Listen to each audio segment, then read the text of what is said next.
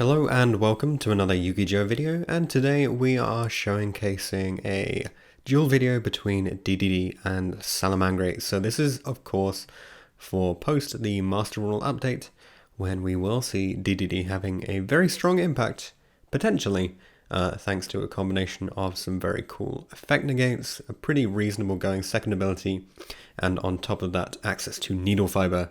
And on the opposing side, Salamangreat, a staple deck, unlikely to be hit very strongly by the ban list, so potentially an upcoming contender here. So we can see on the DDD side, John is kicking things off with access into a Needle Fiber, bringing out a DD Ghost there. It doesn't look like his opening was particularly strong. He did have access to the Lamia, but he didn't have access to the Kepler or the Gate to begin with. But he is able to summon out a Siegfried and still have that Haukefabrax or the Needle Fiber on the board. Ghost will activate, get himself some extra resources here via that additional copy of the Lamia, and he's still got the Fusion Summoning Grave with the Necro Fusion, Necro Slime even. So Graveyard Summon always very important within the realm of YuGiOh at this stage. Now, Salamangreat is essentially kitted out to do pretty reasonably in this matchup. You know, he has access to so many different hand traps, but if you can see my hand here, you can tell that there's not really an awful lot that's going to have a huge impact here. The Imperm is not going to be able to stop the plays because there's Siegfried there. Interesting that Siegfried is one of the few ways it can actually stop impermanence. But we see plays continuing on John's side. He makes the Crystal Wing, I believe, here. And then just leaves that Necroslime on the board because it's not a huge deal anyway. And he does have it as a synchro material potentially. So there needs to be a way to bait out the Siegfried so the plays can begin. So that's going to be an Imperm played on the Siegfried there. If it's played on anything else, the Crystal Wing, it might have just been allowed. If it's played on the Haukefabrax, it might just get tagged out. So here we see the Needle Fiber does get tagged out for a Locust, passing after the player priority is passed, and then that rips a card, and then he goes into a Dawn Dragster. So that means any other spells and traps are now going to be negated by that Dragster as well. So one monster negate and one spell and trap negate remain to play through. You see Buffalo come down, discarding a Foxy. That Bale Links will then be able to fetch the field spell, and in order for the line of plays to continue here, it's necessary to stack the chain links such that the Buffalo can be negated, adding the field spell, and then of course the mining does get negated because we need to get that field spell onto the board so that Foxy can be summoned, because there is still a Spinny in hand, which will enable plays to continue further. So, of course, Master Rule updates, you don't have to put your Stelio underneath your Bale Links anymore. And then, of course, you've been watching the other side of the board, where Synchro Monsters are just being placed absolutely everywhere. It's really quite surprising that, you know, even though Salamangreat isn't packed with tons of extremely powerful monsters, it's still able to sort of pick apart boards such as these with semi-relative ease. So the Gazelle comes out, that'll be sending a Rage in order to set up to blow apart the rest of the board. But obviously, Salamangreat is the kind of deck where you have to be able to rely on both your monsters and your spells and traps. So essentially, John's choice to put up a monster negate and a spell trap negate is absolutely definitely going to be negating two things per turn with those two. So they have to be removed from the board. So the Stallion will get rid of the Siegfried, so that it's not engraved to be resummoned off anything or used as a fusion material. We'll see the first Sunlight Wolf go into a second Sunlight Wolf, and the usual return of Rage and Jaguar adding back a Gazelle here. Not too much that's unusual. The Dragster does need to be removed such that the Rage can get rid of that Crystal Wing as well.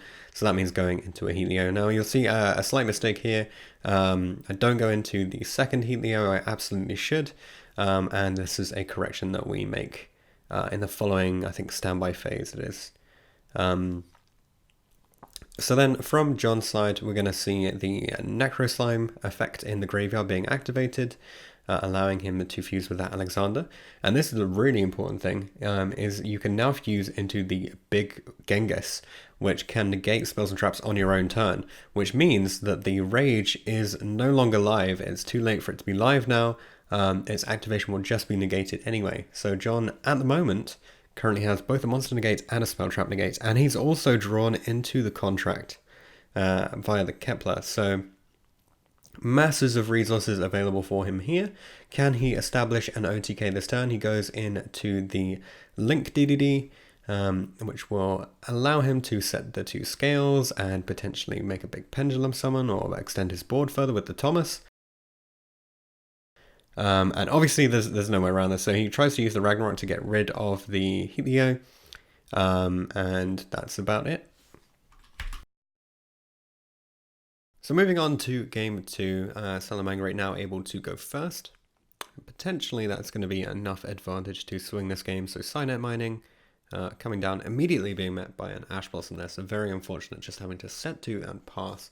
Not the best way for things to pan out for Salamangreat, given how much the DDD deck can output spell and trap negates. And given the roster of spells and traps that we know exist for Salamangreat in the current decks, there's not a great likelihood that these 2 are going to be super live.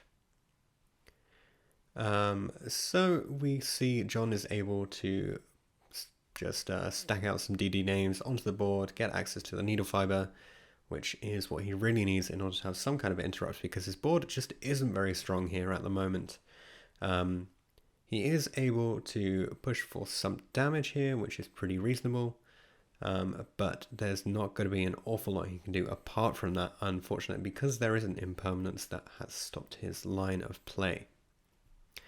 From the other side, Salamangreat, we see a Sea Archiver coming out. One of the best non-Salamangreat cards in the game. Bale Links here, but we're going to see the Needle Fiber tagging out, able to rip apart some resources or just gain some advantage. In this case, he's going for the Locust, so that is going to take a card out of the hand after the Sanctuary gets added. Now, if you're paying close attention, he could have just got rid of the other card in hand instead. He's going to have a Call by the Grave for the Grave effect of Spinny, but I will have a Ghost Spell, and that is going to seal the game for this time around.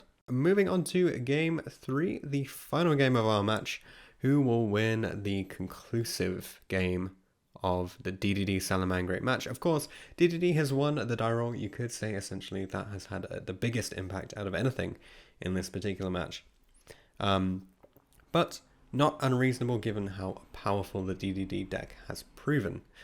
So an opening that is met by an Ash Blossom is never too difficult to deal with when you can just play a Desires and draw into more resources anyway. So John is looking like he's in a pretty reasonable position to start comboing off with this board. He has the Kepler live, he's able to establish a Needle Fiber if he can get access to this tuner. So that's the Lamia there, that goes to the Needle Fiber, and then he'll have a guaranteed interruption during my turn. Absolutely going to have a huge impact when that comes out end of March, and just before the Master Rule update for us. But it's just going to be pretty insane, to be honest. The fact that so many decks get so much, ability to actually pilot into a competitive scene is pretty awesome. So from what we can see in John's hand, it looks like he does have the ability to extend further with things like the Ragnarok. He's obviously got this Lamia live now.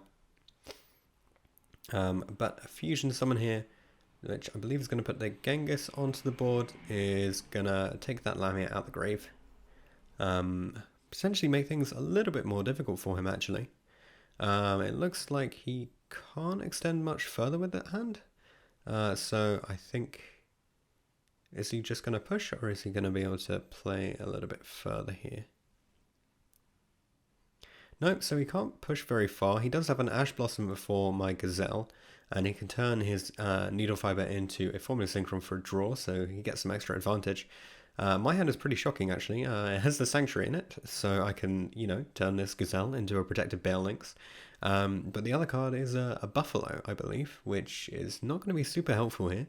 Keep in mind that committing to either play, if I committed to the Buffalo, I would have had to have discarded the Gazelle, so it still would have been met by an Ash Blossom, and I'd actually have fewer cards available within my hand at this point, but it's just not looking the best, to be honest. He does attempt to Synchro Summon in my turn, met by a Ghost Ogre, which we saw earlier, but obviously that doesn't lead very far, and that Ghost Ogre in hand doesn't actually do an awful lot regardless. So John's turn, plays pick up again. He goes into that DD Link monster, which allows you to set your 2 scales and potentially put some huge advantage onto the board. I think a pretty unlucky thing for him happened here was that he managed to banish the Thomas off of his Desire, so very unfortunate there. It's not something that happens very often, but when it does happen, it's very unfortunate. Sometimes you just do have to start your plays with the Desires. But these scales are still impressive, you know, it's enough for him to be able to Pendulum Summon and put some extra advantage onto the board. He gets some free summons with his Ragnarok and the ability to banish away the opposing monsters with its effect as well. He's going to have to go to half damage for this turn, which will somewhat limit his ability to actually, you know, OTK. Potentially he won't be able to actually with this particular board. It doesn't look like it's got quite enough damage established here in order to push full damage, but he is going to be able to do a reasonable amount regardless. And that Kepler obviously just sitting in the scales, not doing an awful lot there at the moment. The Balinx is going to protect the Balinx for the first attack, but then after that we're going to see life points drop down to 4200 for Salamangreat, and then John will continue to extend, able to use that Lamia's effect to revive and carry on pushing through his plays. Putting up a Siegfried. You know, 1 negate is generally enough if you have access to additional resources and your opponent's on like 0 cards. I think I'm on like 2 cards at this point, so John is massively ahead on card advantage. And when my opening play just resolves with a set, which gets banished, there's really nothing to be done here, and DDD takes the victory. So a couple of points on how this particular match went. You know, DDD absolutely looks like it's going to be a very strong deck for establishing decent boards, with the fact that you can put up at least 2 negates, plus potentially a Needle Fiber on top of that to rip some extra cards out of your opponent's hand. That said, when Salamangreat is able to actually push through into its plays, it can pick apart the DDD board relatively easily. You know, there's nothing there that's actually difficult to remove from the field.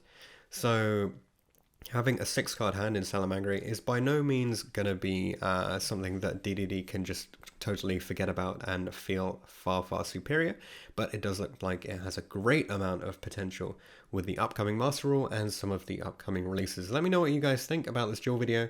Have you got any comments on how we played or changes to our plays? Let me know in the comment section down below, and I'll see you guys in the next video.